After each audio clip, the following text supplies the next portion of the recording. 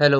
तो simple coder फिर से आप लोगों का स्वागत करता है अपने यूट्यूब चैनल पर, जहां पर आज मैं आप लोगों को रिकरेंस रिलेशन क्या होता है उसके बारे में पढ़ाऊंगा।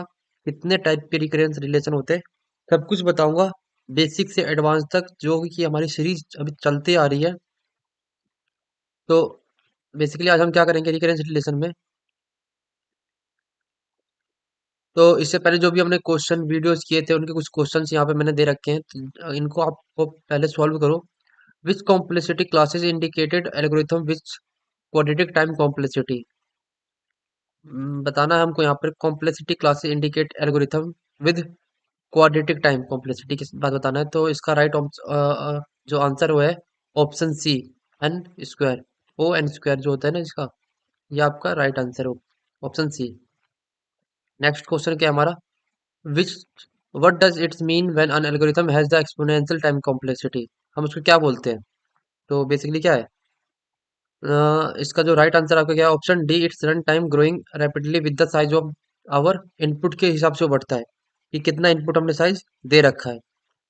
फिर जो थर्ड क्वेश्चन को कहता है, which complexity classes represent algorithm that are consider intractable and are not the feasible to solve efficiently for large input size?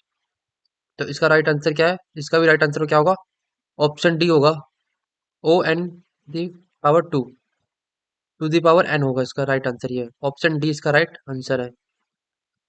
फिर हम करेंगे question number 4। What does it means when an algorithm has a logarithmic space complexity? तो इसका first ही option हो जाएगा, its memory uses grow logarithmically with the size of input के हिसाब से होता है, लॉगरिथमिकली। तो मैंने यहाँ पे आंसर दे भी दिया था, आंसर मैच भी कर लेते हैं। ऑप्शन सी पहले का सही था, ऑप्शन डी सही था। हाँ, तो हमारे जो फोर ऑप्शन थे, फोर के फोर सही है। बेसिकली अब हम पढ़ेंगे यहाँ पे रिकरेंस रिलेशन क्या होता है। तो रिकरेंस रिलेशन हम डीएसए में ना मैथमेटिक्स के साथ रिलेट करते हैं। जो हमने मैथमेटिक्स में पढ़ते हैं, जैसे mathematical expression that define a sequence previous term, जिन टर्म को हम एक्सप्रेस करने के लिए यूज करते हैं, उसी सिमिलरली हम डीएसए में भी इसका यूज करेंगे। Use to model the time complexity को फाइंड करने के लिए हम क्या करेंगे, इस मॉडल का यूज करेंगे। जनरल फॉर्म क्या होता है इसका, जनरल फॉर्म आप यहाँ पे नोट डाउन कर लो, ए एन, फिर function a n minus one, n minus two, n minus three, एक सिंपल फंक्शन में चलता रहेगा। F define relationship between current term and previous term. जो हमारा एफ है वो क्या डिफाइन करता है, जो हमारी करंट वैल्यू और जो हमारी प्रीवियस वैल्यू थी ना टर्म में, उनसे रिलेट करेगा यहाँ पर। आगे देखते हैं हमारे और क्या इक्वेशन, और inequalities that describe a function value on smaller inputs। मतलब कहना चाहता है जो हमारी इक्वेशन और इनइक्वालिटीज जो है ना, किस पे डिस्क्राइब करेगी, वो स्मॉलर इनपुट पे डिस्क्राइब करेगी। जो इनपुट जो सबसे छोटा इनपुट रहेगा उस पर डिस्क्राइब करेगा।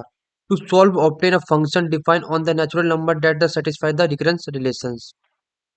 6 पॉइंट क्या कहता है, रिकरेंस रिलेशन इज रिप्रेजेंटेड, जो रिकरेंस रिलेशन है जो टाइम कॉम्प्लेक्स कितना टाइम ले रहा है, तो टी एन हमारा हो जाएगा फंक्शन, जो हम बोलेंगे टी एन, यहाँ पे एफ एन लिखेंगे, हम यहाँ पे टी एन लिखेंगे कितना टाइम ले रहा है, theta one, if N is equal to में वन है।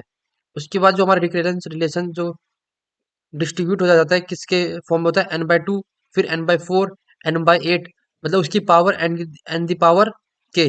मान लो कि जितने लेवल नीचे आएगा उतना ही बढ़ते जाएगा। आगे मैं आपको बताता हूँ कैसे होता है। इक्वेशन और equity describe function, same PDF आ गया, सॉरी ये दोस्तों। फिर क्या कहता है, significance of recurrence relation in DSA क्या होता है, सिग्निफिकेंस क्या है, in analysing of and optimising the complexity of an algorithm. Some of the common uses, हम कहाँ पर इसका यूज करते हैं। फर्स्ट क्या, टाइम कॉम्प्लेक्सिटी एनालिसिस के लिए यूज करते हैं, जनरलाइजिंग डिवाइड एंड कॉन्क्यूअर एल्गोरिथम के लिए यूज करते हैं, एनालाइजिंग रिकर्सिव एल्गोरिथम के लिए, और defined state and the transition of dynamic programs के लिए हम इसका यूज करते हैं।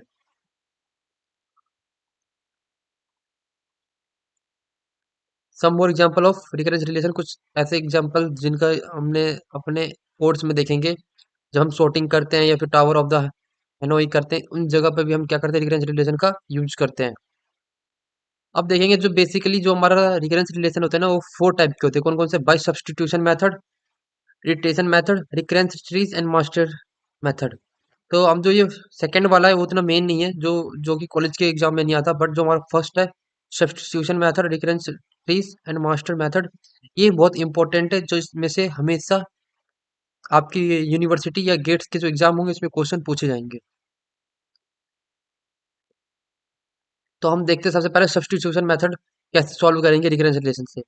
देखिए क्या करना है, सबसे पहले क्या करना है, स्टेप बाय स्टेप सॉल्व करेंगे। देखो हमें इन थ्री स्टेप्स को फॉलो करना है।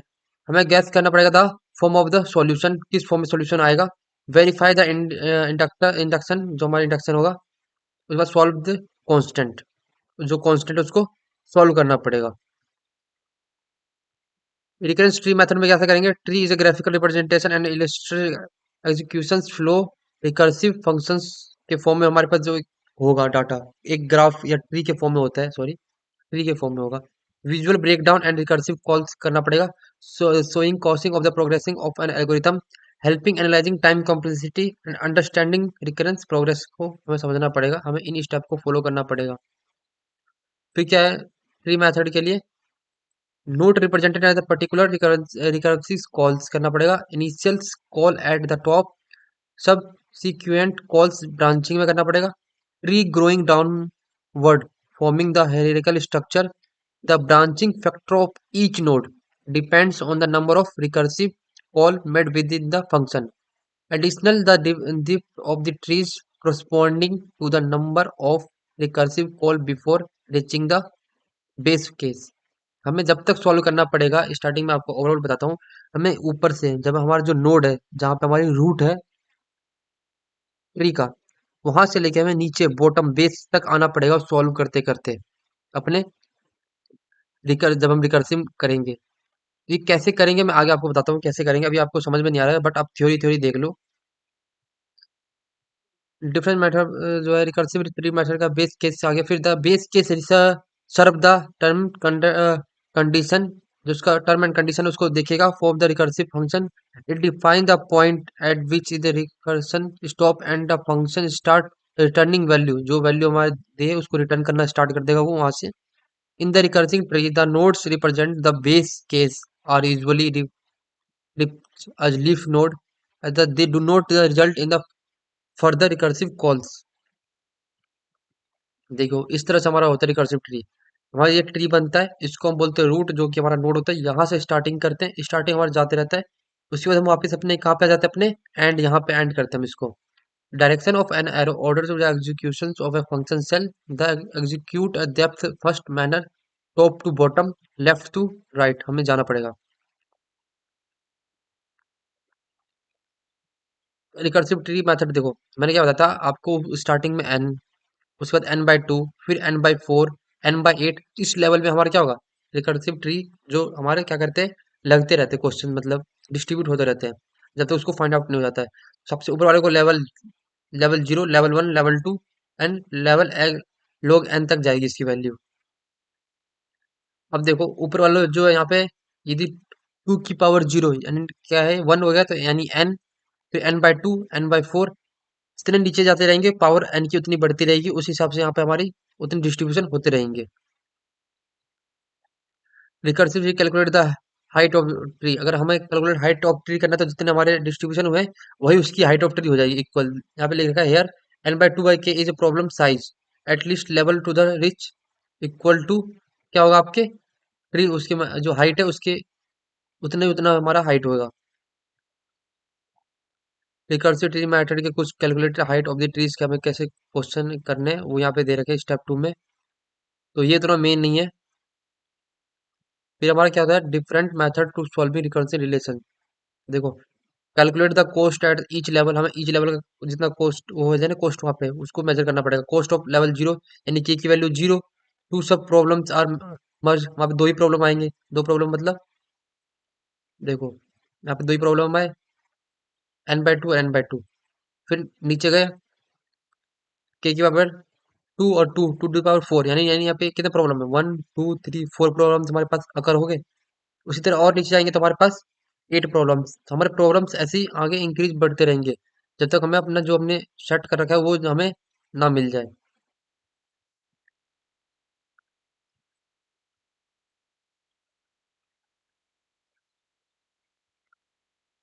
आगे देखिए different method to solve the recurrence relations. क्या रिकरेंस ट्रीज मेथड हमने कर लिया। Post at level K two sub problems are merged. Post at level one K plus K two sub problems are merge. हमने बता दिया आपको, जैसे हमने अभी देखा सिमिलरली उसी तरह हमारे प्रॉब्लम्स बढ़ते जाएंगे नीचे जैसे जैसे समझाएंगे। रिकर्सिव ट्री ये मेन नहीं है आपका।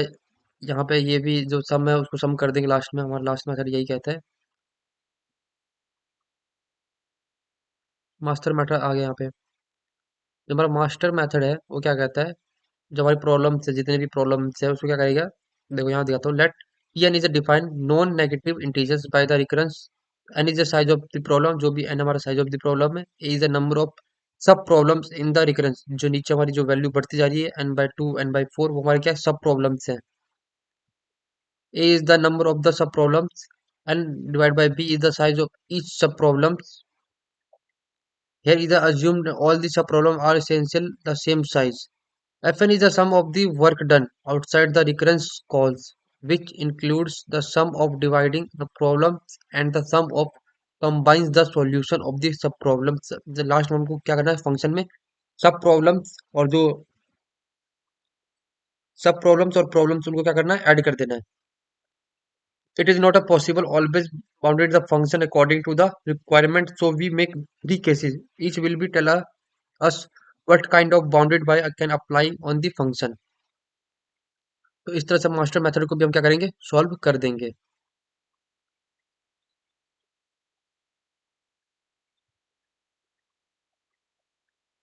Various type of recurrence relation कौन कौन सा, linear recurrence relation, divide and consequent recurrence relation, substitution recurrence relation, homogeneous recurrence relation, non homogeneous recurrence relation. तो होमोजीनियस और नॉन होमोजीनियस देख लेते हैं। पहला क्या है हमारा लीनियर रिकरेंस रिलेशन। क्या एक function can itself with the reduce various of the problems until it's reach the base case where it can be solved direct। Recurrence का मतलब क्या होता है कि वो प्रॉब्लम आपको अपने आप को बार बार अपेयर करेगी वहां पर। तो लीनियरली वही कह रहा है कि आपको यहाँ पे जो आपने फंक्शन जो सर्च करना है जब तक वो नहीं मिल जाता तब तक वो अपने आप को वहां पर अकर करती रहेगी। Consider is a Fibonacci sequence. वहां पर एक सीक्वेंस दे रखा है with the case f zero zero ये सब। This is a linear recurrence relation because to find the nth Fibonic numbers, we sequentially call the function for n minus one and n minus two and n minus two until we reach the case base case तक हम जब तक नहीं पहुंच जाते। Linear recurrence relation के कुछ example यहाँ पर आप इसको नोट डाउन कर लो। डिवाइड एंड कॉन्क्यूल में क्या fundamental algorithm paradigm. It's involving breaking down a problems more manageable sub problems, solving each sub problem independently, then combining the solution of an subproblem to obtain the solution to of the organic problems। Difference method to solving recurrence relation हमारे divide the consequence, हमें divide करके यहाँ पे भी check करना पड़ सकता है। कॉन्सिक्वेंस ब्रेक हम करके यहाँ पे देख सकते हैं उनको।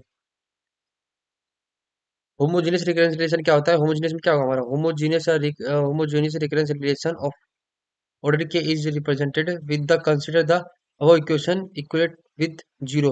हम क्या करना है हमारे पास इक्वेशन है जिसको हम इक्वेट कर देंगे जीरो के साथ, तो हमारा हो जाएगा होमोजीनियस। डिफरेंस होता है homogeneous relation and non homogeneous recurrence relation में। तो होमोजीनियस में हम किसके साथ इक्वेट करते हैं, जीरो के साथ इक्वेट कर लेते हैं, और नॉन होमोजीनियस में जीरो के साथ इक्वेट इक्वेट नहीं करते हैं।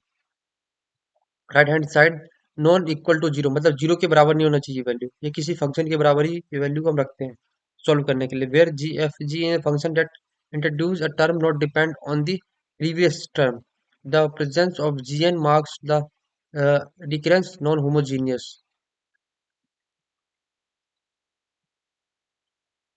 ये कुछ क्वेश्चंस हैं प्रैक्टिस के लिए, आप इनको प्रैक्टिस कर लो। इनके मैंने आंसर भी नीचे दे रखे हैं। यदि कोई डाउट हो तो नीचे डिस्क्रिप्शन में मेरे टेलीग्राम चैनल का लिंक है, वहां जाके आप क्वेश्चंस पूछ सकते हो। Thank you.